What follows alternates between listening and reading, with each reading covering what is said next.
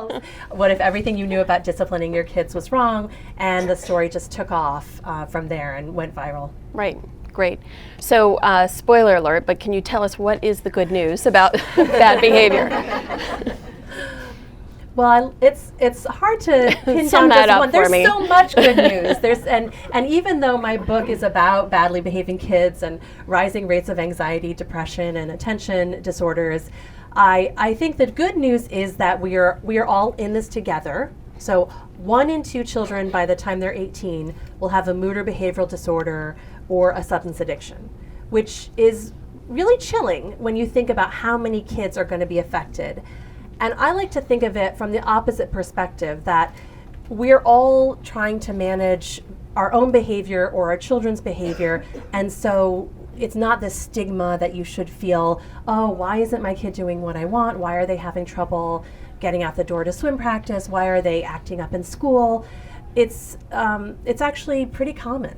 So that's what I would say. It's the first good news. But the real good news is that there's so many research-backed, tested models for teaching kids to self-regulate.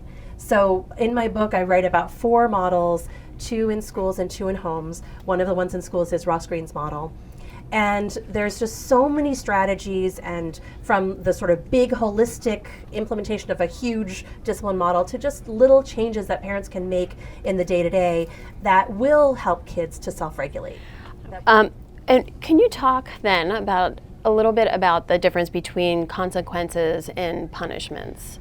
And if you want to tie that into chores, but Yes. jobs. Right. So punishment is just so satisfying, right? It's like when you see you walk in and your kid's not doing what they're supposed to. It's so it sort of feeds this sense of justice in us to punish them. So we have to really be aware of that impulse, and sometimes there isn't a consequence for something that's happening. So if there's not something that immediately springs to mind or has already been discussed in your family, there may be nothing to do that time, right? If your child never does that thing again, you don't really have a problem.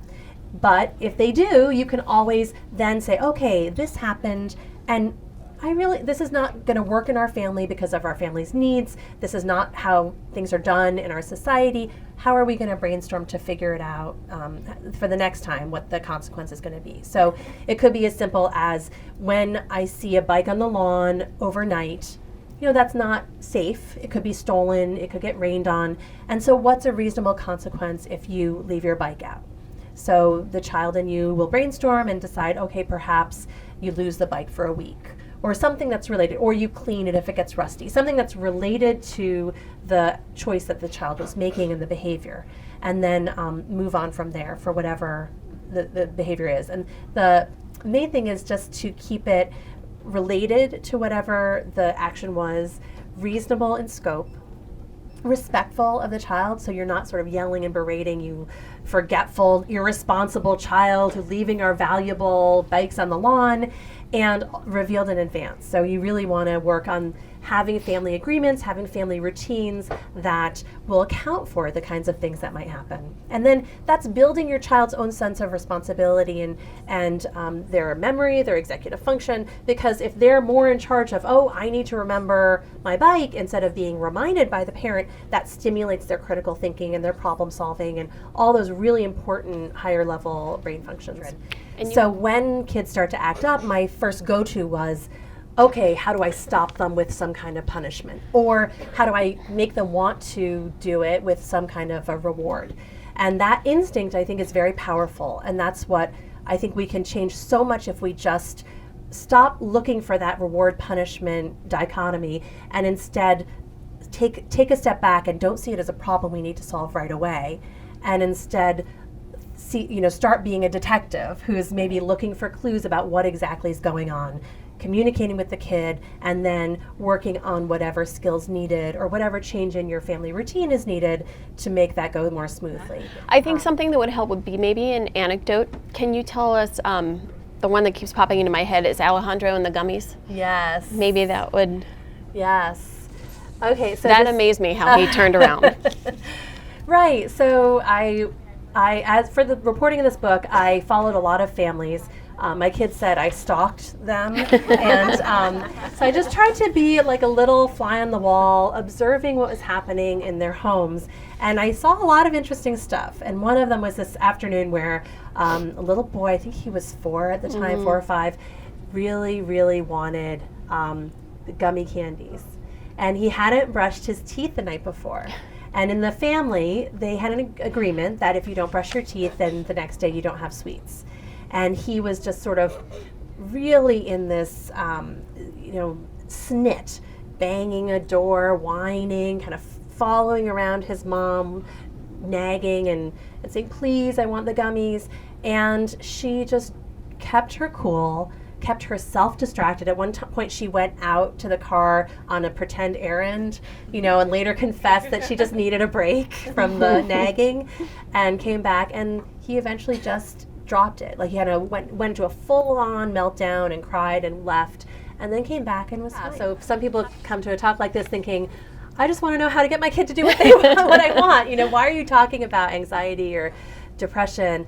And the reason is that there's a continuum, right? There's some kids who may struggle with, getting out the door, dealing with transitions, and it may not be a diagnosable issue, but some of the behaviors are similar to the behaviors you see with kids who do have anxiety or something else going on. And I've lumped them all under this broad umbrella of self-regulation, because it all comes back to if the child is able to manage their behavior, if they're able to manage their thoughts or emotions, then the day flows smoothly. Right. And when they're not, then you run into bumps. So whether it's a fight with a sibling or it's refusal to cooperate with an adult, those are the things that are difficult for us as parents and educators to deal with. And that's why those are the things that we want to solve. Right. Why are kids different now?